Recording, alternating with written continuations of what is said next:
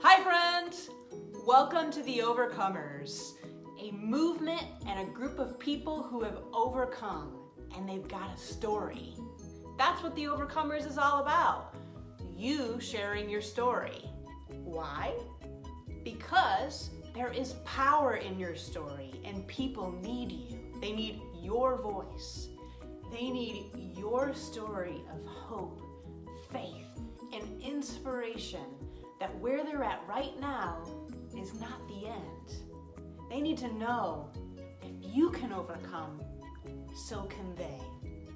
Today, I'm excited to share with you another story of one such overcomer. So let's go check out who it is. I'm honored to be here today with my friend, Steve Breakstone, and we have his wife as well in the background, Michelle. Steve, thank you so much for joining us today. That's awesome. Thank you. So a few things about my friend Steve before we begin, in case you haven't had the pleasure of getting to know him like I have. I want to give you a few nuggets about his story before we begin. So Steve and his wife, Michelle, are an amazing couple joining us from Sarasota, Florida. Steve has overcome a lot in his life. He's a former police officer that comes from a very hard upbringing and an alcoholic home, 2 divorces, and a tragic loss. His wife, Michelle, married young too and dealt with abuse, had several kids, and herself faced 2 divorces. Now, both Steve and Michelle are in a place where they've gone through so much healing. They've done hard internal work, and they've found success as entrepreneurs. But it's their transformation that's the most inspiring. Steve is the author of The Redemption of Joe, where he shares that story, having gone from places of being uncoachable to coachable, of finding his God and becoming a man of great faith. But what I'm blown away most by, you guys, actually, is the disposition of your hearts, which is so interesting to me, the story that you even shared before you hopped on our call, because I'm going to touch on the very same thing. If someone gets the pleasure of sitting down with the 2 of you, like I had recently, your humility is tangible. You've been through the ringer, but you know who's helped you come out of that place. You're incredibly teachable, even with responding to each other's wounds and realizing it's not your job to fix it, but his. And because of that, you've found so much healing and redemption in both love individually, but together too.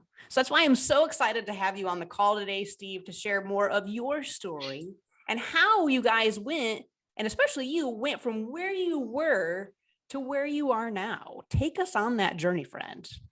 Yeah, that's awesome. Thank you. And I appreciate the introduction. So yeah, I grew up in Pennsylvania. My mom was a single mom. My real dad left when I was 4. And my mom suffered with alcohol abuse. I didn't know till later in life that she had been molested by her father. So, I don't like using the word excuse, but we all have reasons why our journey transpires the way it does. So back then they didn't have counseling, they didn't have Danny Johnson, they didn't have some of the things that we have to help work through our challenges and grow. And so I grew up in a pretty rough home, a lot of instability. And as I grew up very independent. I managed my own way. And I kind of like, it was a weird thing. I always knew God was there, and people will think this is crazy. I used to say all the time, I'm glad he's there because the weak people need him. And I was very like just headstrong and like I make my own path, I make my own way. And later on, looking back in life, I see where God's hand was all over my life in a very, very powerful way.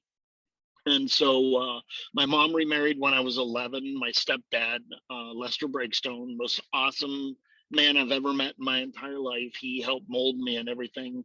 But once you have that trauma, or you have that inset of challenges, and I had 5 older brothers and sisters that were half brothers and sisters, all given away to separate foster homes. So in your mind, whether you know it or not, you're always like, am I next? Am I going to be given away next? And my mom used to say, I can't use the words she used to say, but they were very unkind words about not loving me, and she wished I was dead, and just things like that that were really tough. And my mother never said the words "I love you" in my entire life. Never came off her lips. Knowing that she was molested by her father, she had no understanding of an appropriate relationship. So how do you teach it? And that's the importance of us having a good home, my wife and I now, for her daughter, and even for our older kids. But I got married very, very young. I was 18 years old, had a daughter by 19. I was in the Army in Alaska. And in fairness to my ex-wife and my older daughter, I had no skills parenting. I had no skills in loving. I had no skills. And I cared about people, but there was this inset selfishness, and it's more of a guarding. It's a security thing than anything else, but I had it. And in fairness to them, I didn't show up the way that I could have. And so I ended up divorced fairly young, and then had a powerful moment with God. So and I'll share that. I came home from work one day as a police officer, and I had a really bad day at work, and I sat down on the edge of a bed, and I remember raising my fist up, and I'm like, God, if you're real, prove it to me. And if you are, I need to know that you love me, because my mother had never said I love you. The second that I said I need to know you love me, and for people, it was 1994. Back then we had pagers, we didn't have cell phones. And I said, I need to know you love me, and my pager started vibrating. And so I looked at it and I called it, and it was this buddy of mine, and obviously he didn't know I was speaking to God. And he said, hey Steve, I got to come over right away, it's really important. So he drives over to my house, and he shoves a piece of paper in my face, and he said, God told me to bring you this message. So now my mind's going 100 miles, for real, bro. My mind's going 100 miles an hour. Like, how's this possible? And that can't be. And this isn't, and you're trying to rationalize. And we know how powerful God is, and to rationalize him's a joke. That's like hilarious. But so anyways, he hands me the note. And for you guys to remember, I said, prove to me you're real, and I'll tell everybody. And I need to know you love me. And I still carry the note in my Bible. And if you turn it over, or I turned it over, and it said, tell Steve I love him. Tell him like Job, he'll be tested. Job was tested and he prevailed. Tell Steve I love him. And I started bawling, and I couldn't stop. And I will tell you, I was 30 years old. It was 1994. And I probably hadn't cried a tear in years. I saw people killed as a police officer. I had severe, injuries, and you couldn't make me cry. You couldn't make me shed a tear. And in that second, my heart was melted. And so then, I was on fire for God. You know how the compass needle goes from here to here, and you're like, whoa, and you're almost crazy, And not that you need to bring it back, but there's a balance point where you kind of live in reality and still, operate with the Holy Spirit. And so my problem then became, I took God's word and I applied Steve's horsepower to it instead of releasing to God. So I did pretty good managing my life, but then the train comes off the tracks, and it's just God allowing you to kind of lose your way a little bit so that you'll find him. And so I ended up in a second divorce that was brutal. I mean, it was awful. I was a police lieutenant, probably the most highly respected in my community, famous to judges and everything. I ended up in a newspaper with accusations that weren't true and different things. It was very painful for me.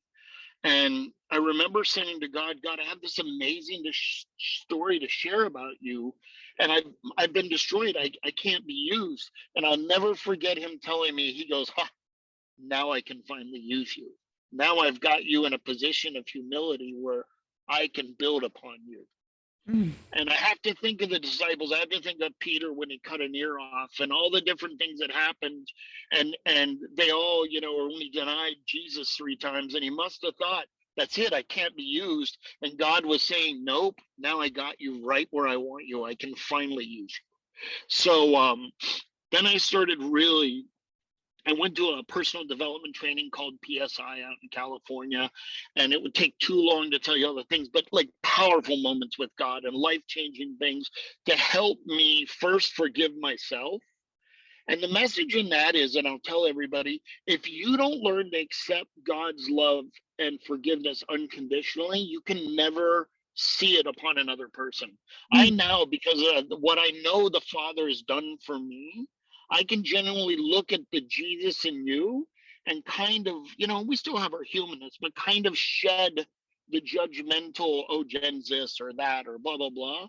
That voice tends to get blocked out when you remember what the Father did for you. And so it's been really, really exciting for me. And every day's a growth day. Every day's better than yesterday day. And I have a famous thing that I always ask people, and I always say when I meet people, I'll say, Jen, what was the greatest year of your life and why? And I watch the eyes more than the words. I watch, because people will, oh, when I was 12 or when I graduated high school or when I had a baby, or, and I see their eyes and I go, do you know that you can create that anytime you want? And on a rare occasion, a person, and it touches my heart when they do, they'll be, Steve, what's the greatest year of your life? And I say, I'm living it right this second. And the reason why is God has taught me to appreciate a butterfly, a bird, my wife, you, more than I've ever appreciated in my whole life. So life tastes better. It has a sweeter flavor, honey from the lion's carcass. And it's that amazing to me. Like every day, I wake up and I'm like, yes, another day, and it's not that I'm human and I don't take a knee in the fight now and then, but in the old days, championship boxing was 12 to 18 rounds, and taking 30 seconds on your knee is okay from time to time. I want people to know that it's all good. That you don't have to be a rock star 24/7, and that's what God's there for. And so after the PSI, I did some other training and some, I'm into book reading like crazy now, and it's all kinds of things, even poetry by Khalil Gibran, because of the way he metaphorically speaks about God, moves my heart. And it helps me to see the world in a more colorful way, a beautiful way.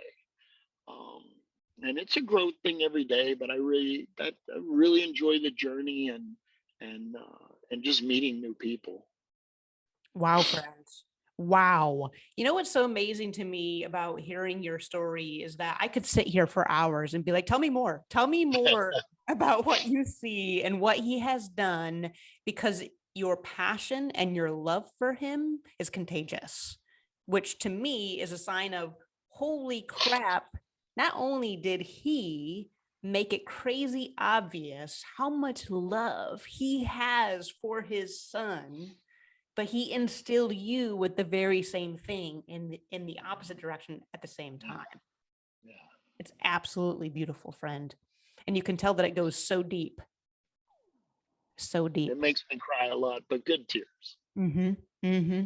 He has absolutely done a transformational journey inside of you. And holy crap, are you teachable? Like looking back on your whole journey, just everything that you went through and how you allowed yourself to really continue to shed things that were painful and hard. But wow, what a gift that you have seen him tell you in every single part of that shedding. Yeah. And that's the key for me. I think when I talk to youth or even people that are up in their age, but they're kind of a little earlier in the journey, maybe, and I tell them the breakthrough comes when you cut yourself some slack. When you cut yourself some slack and you come to an understanding that, if you're still breathing, God's still working, like it's the game's not done. It's never done, and God's taught me beautiful things, that this life we're living, it's not linear, it's circular. And if you read in Ephesians, it says that we've been with God from the beginning and we'll be with him in the end. And, losing my 17-year-old son, and we haven't really touched on that, but even in that, God warned me 8 months before it happened. I didn't know what the warning was about, but he prepped me for it. And he taught me that life is linear, that is circular, that those of us that are his have always been with him in spirit. And I came to a peace about my son's death that I never could have any other way. And so it's pretty cool. And I'm the clay. I don't mess with the potter. I appreciate him, but I don't mess with him. There's a lot of people, I'm sure, listening today who are listening to your story thinking, oh my gosh, I hope I go through a journey in life where he redeems what he has redeemed in your journey. So you just gave an amazing message of hope to so many people who struggle with so many things in life. And what a gift it is to be able to hear that journey with you today. I'm curious, you mentioned your son and getting to that place of peace with something so hard. Tell me more about how you got to that place with that. Yeah. So one of the things for me is that I'm tough, and then for people who know Danny Johnson trainer things, I'm a Ruby, I'm a driver, I'm a pretty powerful guy. There's an ambulance somewhere, but and so for me to surrender to God and allow God to do His work in my life, you come to understand that people say God's my co-pilot. That's manure. He's the pilot and you're riding in the back seat. And when you come to that understanding, no matter how strong you are, you kind of release things in life. And in Isaiah 45:7, God says, I create the light and the darkness. I bring prosperity and despair. I, the Lord, do all these things. And so some people who aren't Christians will jump on it and be like, oh my gosh, God does bad things. And I'm like, no, no, no, that's not what he's saying. What he's saying is all the things that occurred in my life, God may have held his hand back. And if you read the Hebrew words of it, you'll understand the difference in the creation and stuff. He may have held his hand back, but he knew the benefit that it was going to bring to me and what I can do for others. I'm a tool. I'm a tool in his kingdom, and I'm excited to be used that way. And so when my son died, just real quick, about 8 months before that, I was sitting in church and I was leaning back and I had this vision of a piece of paper on the stage, just like this, you guys, not like that, but like this. And it was real thin. And I just had this vision. And God said, Steve, you see that piece of paper? And I go, yes. He goes, that represents your life here on earth. And I said, all right, God, I get it. It's thin. It's a vapor, da, da, da, da, da. He goes, no, I need you to understand something.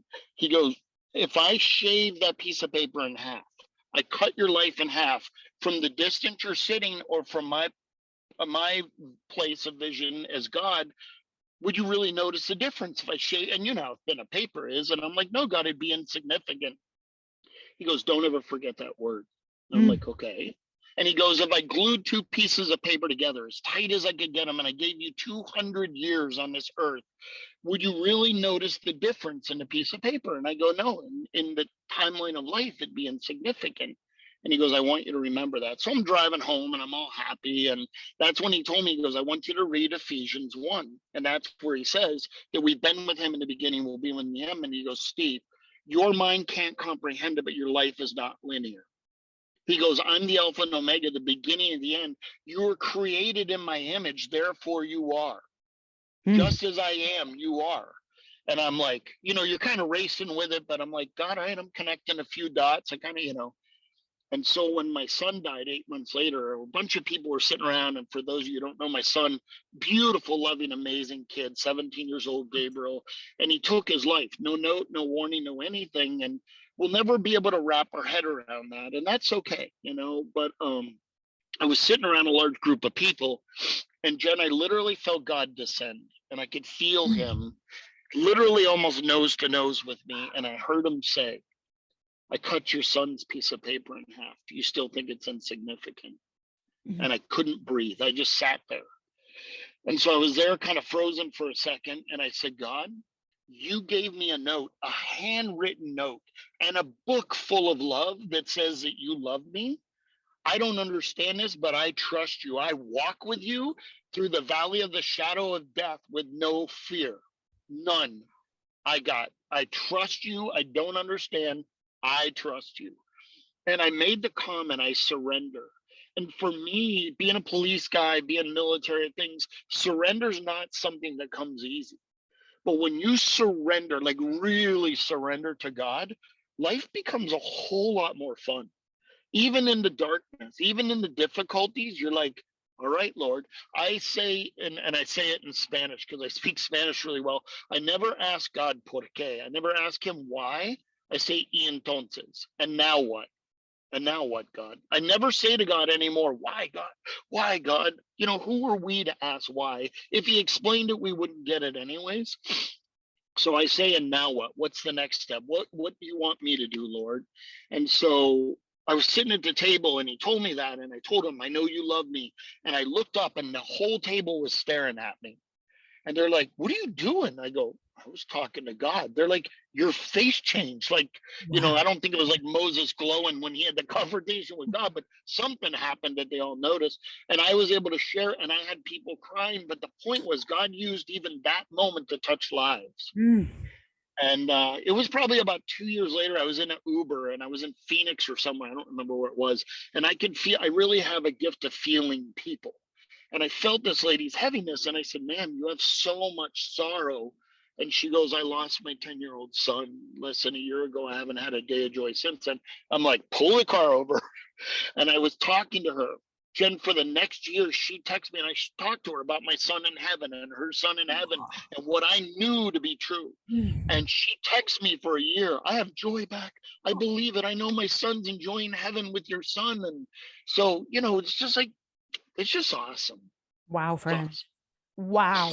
You have an incredible heart. And I love what you shared there about how, and this is a pattern in just hearing your story today of surrender and getting to that place of surrender at multiple times in your story has continued to open you up to more levels of love from the Father. And it reminds me of that verse that says that he promises he is close to the brokenhearted and he saves those who are crushed in spirit. And here you are. No, I don't know what that love is going to look like or what that's going to look like and you being close to me, but wow, have you experienced truth in that verse? And you have seen him time and time and time again show you that he is close, and wow, does he care? Yeah. So And it really creates in us the ability to pour it out like a vessel, because you can't give what you don't got. And so when the Father does that for you, you can look upon another person's trauma or issue or pain, and it's a different kind of, it's not like oh, I feel sorry for them. It's not that. It's, oh, I know the key. I have this saying that I say all the time. Me meeting you in life, God gave you a key that unlocks doors and things that I don't unlock. But when we walk together, we can share those experiences. Jen can go, Steve, look what's behind this door that the Father showed me. Jen, look what's behind this door. Michelle can say, look what's behind this door. Where two or more are gathered together, there he is. But we're able to take those keys, and sometimes those keys are honed in pain, and that's okay. But we can open doors that are incredible. amen, friend. So good. Well, I know tons of people who are going to be listening to this interview just had a lot of keys handed to them in listening to your story today. So I want to ask you one more question before we kind of wrap things up here. And that is, if you could tell someone one piece of advice who is maybe currently going through those seasons that you did, like for example, when everybody was writing about you and they were betraying you, you felt like everything was being misrepresented of who you are and it completely crushed you. What one piece of advice would you give to someone who is facing that or is going through that right now? I think the biggest thing for me is to trust God. Trust that even in the darkest of times, even when you can't see, the sun is always shining on the other side of the clouds. It could be the cloudiest day in the world, the sun still shines. And all you have to do is you have to get from point A to point B in that part of the journey. And God said to me one time, I was out riding my bicycle. I have a million stories. Sorry. I was out riding my bicycle and it's Florida. It's 90 some degrees. I'm 57 years old, but I'm, running 30 miles on my bike. And I'm thinking to myself, man, I can't wait to get to my swimming pool. And God says, isn't it like that all through your journey in life? You're going through the heat, the sweat, and everything. And then God says, Steve, look, up ahead is an oasis. And he goes, and I want you to go and enjoy that oasis, but don't plan on staying there long. Because he goes, where have I grown you the most? Mm. In the desert, in the heat, in the pain, in the struggle. And, we don't like the taste of that, but that's where the growth really comes. And if we want to be all that we can be in the kingdom, it all comes from that period. But Mm. know with your eyes focused forward. And in Spanish, I say siempre adelante, always forward. Keep your eyes focused forward and know that there's another oasis ahead. promise there's another, because Father is like that. That's how Father is. It's a guarantee. Wow. So good, friend. Thank you for that message of hope, of keeping your eyes on what is yet to come for you and who he says he is, and the God that is walking with you no matter where you're at.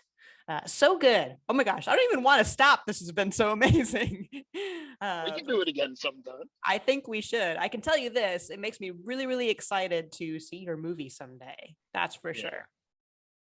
Yeah, and I want guys, my book Redemption of Joe was not written to do anything other than to share this story that Jen and I just shared, to give you a key. It's on Amazon and a couple other places, but when you read it, my phone number is on the second page of the book. I had it printed in there because I want to be available to people. I want to help you turn the door with that key. Wow, friend. Wow. That's amazing. Well, you have an incredible heart. Thank you so much for taking time out of your day today to be with us. Thank you for being willing to share so much of your pain and do it from a vulnerable and raw perspective, because that vulnerability is exactly where someone who is currently hurting is going to be able to relate to what you've been through and what they're going through. And they needed to hear it today. So I know it was an encouragement. I know you've been an inspiration, and I know that you've been helping to hand out those keys to a lot of people who are going to be listening to this in the future. So on behalf of them, thank you so much for joining us today. You're an amazing father. You're an amazing husband. And I am just honored to now be in your circle of people that you know. So And love. I love you. love you too, friends. And I'm excited. So also, before we totally wrap this out, Steve and Michelle are going to be joining us for a panel discussion specifically about divorce. And they're going to be sharing some insights and tools and tips for those who might be dealing with that in their journey as well. So be sure to pop over to the events page on the website and check out their panel interviews as well. So wow, wasn't that powerful? Do you have an overcomer story? Do you know someone who needs to hear this message? Please share this video on your social platforms and tag us so we know who you are. Stay tuned as we share more overcomer stories in the weeks ahead. We're looking for you. We're looking for the overcomers. Join us. Let's come together as the overcomers. Start sharing your story. We have multiple ways you can start getting involved and repping the movement, repping your story of what he has done in your life. And last but not least, if you want to learn how to overcome, visit www.dannyjohnson.com. That's my coach, and that's where I learned how to overcome. Thank you so much for joining with us today. We believe in you, and we believe in the power of story. We believe in your story.